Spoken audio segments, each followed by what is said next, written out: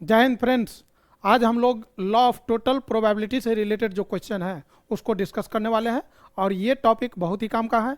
हमारे आगे का जो टॉपिक है बेज थ्योरम, वहाँ पर इसका बहुत ही ज़बरदस्त अनइम्पोर्टेंट रोल प्ले होगा। इसके बिना आप बेज थ्योरम का क्वेश्चन नहीं बना सकते हैं और इनफैक्ट ये आएगा तो ही आप उसको समझ सकते हैं। तो कुल मिलाकर के ये बोला जाए this topic is going to very very important. Law of total probability क्या होता है इसके बारे में मैंने ऑलरेडी डिस्कस, इसका लेक्चर लेकर के ऑलरेडी कॉन्सेप्ट डिस्कस कर चुका है और इसके बेसिस पर जो क्वेश्चन है उसको आज हम डिस्कस करने वाले हैं। हम आपसे रिक्वेस्ट करेंगे कि यदि आपको लॉ ऑफ टोटल प्रोबेबिलिटी का कॉन्सेप्ट कहीं पर मतलब लैक कर रहा है तो आप उसको खुद से पढ़ लीजिए या कहीं वीडियो देख लीजिए, कुछ भी देख लीजिए या मैंने जो बताया आप उसको पढ़ लीजिए ताकि इस क्वेश्चन को आप समझ सकते हैं सही से। तो आइए इस पे क्या मतलब कॉन्सेप्ट है और क्या हो सकता है इसका, ये हम देखते हैं। लॉ ऑफ टोटल प्रोबेबिलिटी के बारे में तो आप ऑलरेडी जानते हैं, ये इसका फार्मूला है। मतलब बहुत सारे म्यूचुअली एक्सक्लूसिव, ये बात जानना आपको जरूरी है कि मतलब यहाँ पर आपको क्या दिया रहता है, mutually exclusive and exhaustive event. मतलब यहाँ पर mutually exclusive and exhaustive event E1 E2 E3 and so on दिया रहेगा आपको। और ए कोई इवेंट है, ए इज एन इवेंट जो कि इस सब में होने से हो रहा होगा। तो यहाँ पर यही है, ए इज अकर विथ E1 और E2 और what ever it is this. आपसे पूछा जाएगा कि प्रोबेबिलिटी ऑफ ए क्या है, तो उसी का ये फार्मूला है और ये हम ऑलरेडी बता चुके हैं और मैंने आपको बताया था कि इसका फिगर बना करके तब आप बनाएंगे तो ज़्यादा बेटर है। तो आइए हम आपको ले चलते हैं सीधा मतलब क्वेश्चन पर।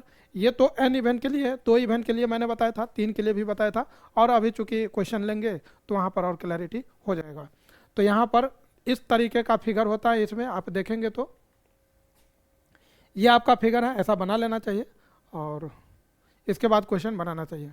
तो आइए इस क्वेश्चन को जरा हम लोग समझते हैं कि ये क्वेश्चन कहना क्या चाह रहा है। सबसे पहले तो आप क्वेश्चन पढ़ लीजिए, खुद से पढ़िए, समझिए और क्या आपसे बन रहा है। बन रहा है तो बहुत अच्छी बात है, नहीं बन रहा है तो देखिए क्या बोला जा रहा है कि अ bag A contains 5 white and 6 black balls, another bag B contains 4 white and 3 black balls. A ball is transferred from bag A to bag B and then a ball is taken out of the second bag. Find the probability of this ball being black. कितना मतलब बेहतरीन question है। ये बोला है कि आपके पास मतलब आपके पास जो है दो बैग हैं। लेट से दिस इज द बैग, ये आपके पास बैग है, bag 1 and this is bag 2। ये मैंने एज्यूम किया this is bag 1 and this is bag 2।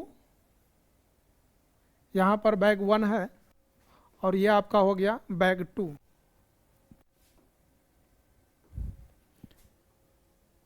This is bag second.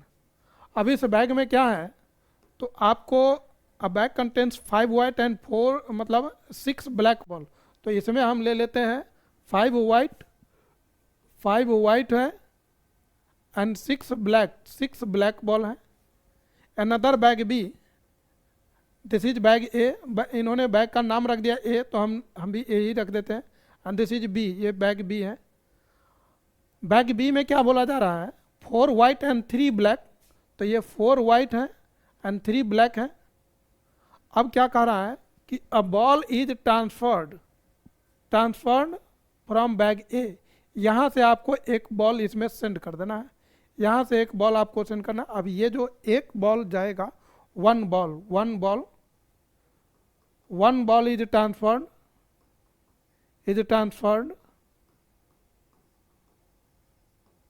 From A to B.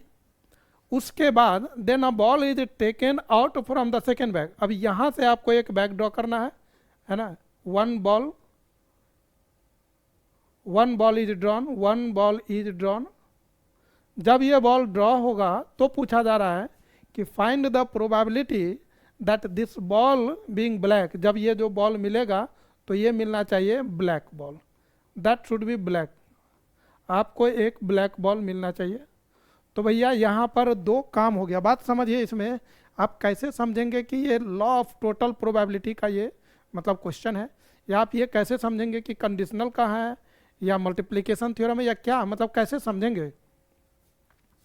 तो आप समझिए ये जो काम है ये 2 पार्ट में मतलब 2 अलग अलग तरीके से हो सकता है। जैसे हमको ब्लैक बॉल चाहिए तो हो सकता है कि यहाँ से एक वाइट बॉल हम सेंड किए होंगे, वाइट बॉल इसमें रखेंगे और तब गेटिंग दिस ब्लैक बॉल, या नहीं तो transferring black ball and then getting this black.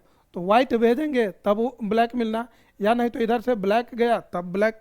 तो दो केसेज यहाँ बन सकता है। तो इसीलिए यहाँ पर सबसे पहले ये लिखेंगे कि E1 E2 ए क्या है। यहाँ पर सबसे मेन चीज़ है कि लॉ ऑफ टोटल प्रोबेबिलिटी का जो फॉर्मेट है उस फॉर्मेट में आपको आंसर लिखना है। ऐसे तो फार्मूला तुरंत पुट कर देंगे बन जाएगा, बट एग्जाम हॉल में वो सही नहीं रहेगा। तो आपको लिखना कैसे है, मतलब कैसे आपको आंसर देना है ये समझिए। तो यहाँ पर आपको लिखना पड़ेगा कि लेट E1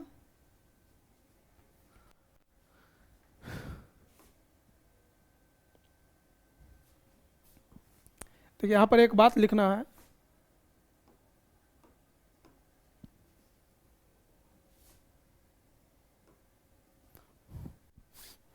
क्या लिखेंगे? अ black ball from second bag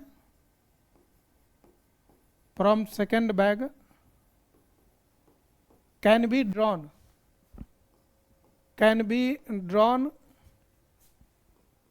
in two mutually exclusive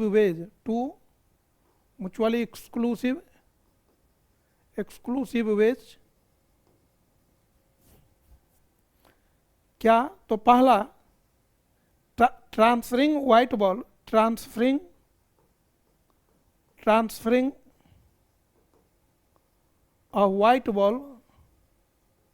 a white ball from first bag to second bag, then getting black from second, ये बात from second। और दूसरा क्या हो सकता है, दूसरा क्या होता है? तो ट्रांसफरिंग ये पूरा लिखिए, ट्रांसफरिंग अ ब्लैक बॉल, ब्लैक भेजिए ब्लैक, एंड देन गेटिंग वो ये जो भी चीज़ है ये पूरा मतलब ब्लैक बॉल हमको मिलना चाहिए। तो ये बात हो गई। तो ये दो म्यूचुअली एक्सक्लूसिव, जब ये भेजे तब निकालना, जब ये भेजे तो ये। अब यहाँ पर जाकर के आपको लिखना है कि लेट E1 E2, दो केसेज बना, दो इवेंट हो सकता है। तो यहाँ पर हम लिखेंगे कि late E1 E2 and A be the event as, किस तरीके से? तो E1 बोलेंगे transferring a white, transferring a white ball from bag A to B, from A to B। और E2 बोल दिए transferring a black ball from bag A to B। ये सब एक किसको बोले? तो गेटिंग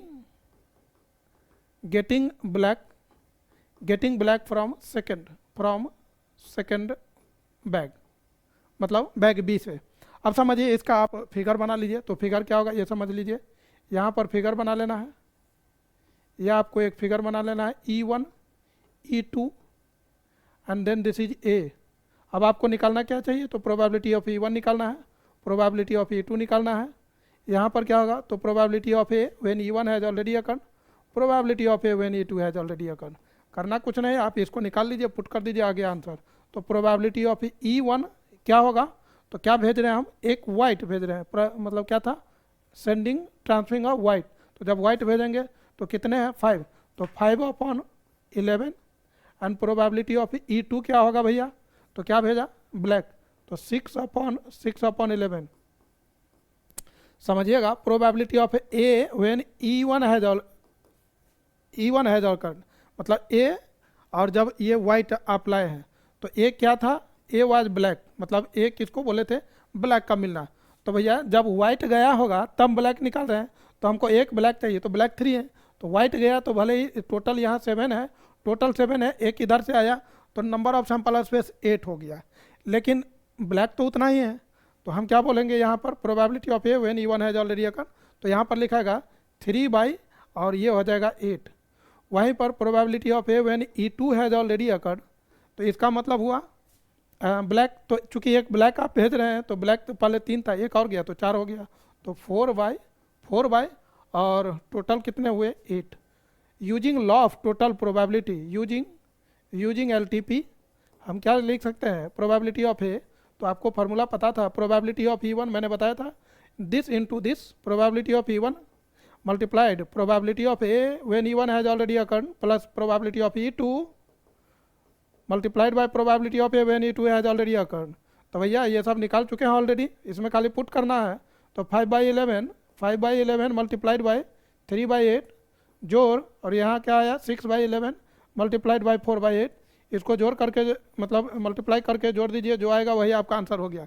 तो इस तरीके से मतलब इस तरह के क्वेश्चन को बनाते हैं। अब यहाँ पर कुछ लोग ये सोच रहे हैं कि इतना लिखना ज़रूरी है क्या? अरे मेरे भाई, इतना लिखना ज़रूरी नहीं है, बट आप जब तक समझेंगे नहीं तो आप होगा कैसे, क्या पता आप समझे हैं या नहीं, क्योंकि बहुत सारे बच्चों को ये तो समझ में ही नहीं आता है कि ये कह क्या रहा है। आप चाहे आप मतलब आंसर निकालना है तब तो इस फार्मूला में खाली पुट कर दीजिए, डायरेक्ट तो आ गया आंसर, बट वो तो तरीका ठीक नहीं है। I do not agree. हाँ, आप MCQ का एग्जाम दे रहे हैं या कंपटीशन में बैठे हुए तो वहाँ पर ठीक है, लेकिन जब आप सब्जेक्टिव लेवल पे क्वेश्चन बना रहे हैं और चीज़ों को सीख रहे हैं तो टाइम तो देना ही पड़ेगा। और हम क्या, आप बुक खुद ही देख लीजिए, बुक में भी पूरा मतलब लैंग्वेज लिखना पड़ता है कि कैसे होता, पूरा नियम कानून जब तक आप लिखिएगा नहीं तो मार्क्स कैसे मिलेगा। और नॉट ओनली फॉर मार्क्स, आप लिखते हैं तो आप समझते हैं। तो हमको मतलब मेरा मानना यही है कि आपको लिखना चाहिए। हाँ, जब आप पूरी तरह से समझ गए तब फिर कोई दिक्कत नहीं है। अब अगला क्वेश्चन जब हम बताएंगे तो आपसे मतलब हम ये अभी इन्फॉर्म कर दे रहे हैं कि ये बातें हम नहीं लिखेंगे, डायरेक्ट हम E1 E2 लिखेंगे, फिगर बनाएंगे, बना देंगे। बट आप ये मत समझ लीजिए कि वही हो गया। आपको सॉल्यूशन, ये पूरा कंप्लीट सॉल्यूशन है, आप इस तरह के सॉल्यूशन को फॉलो करना चाहिए।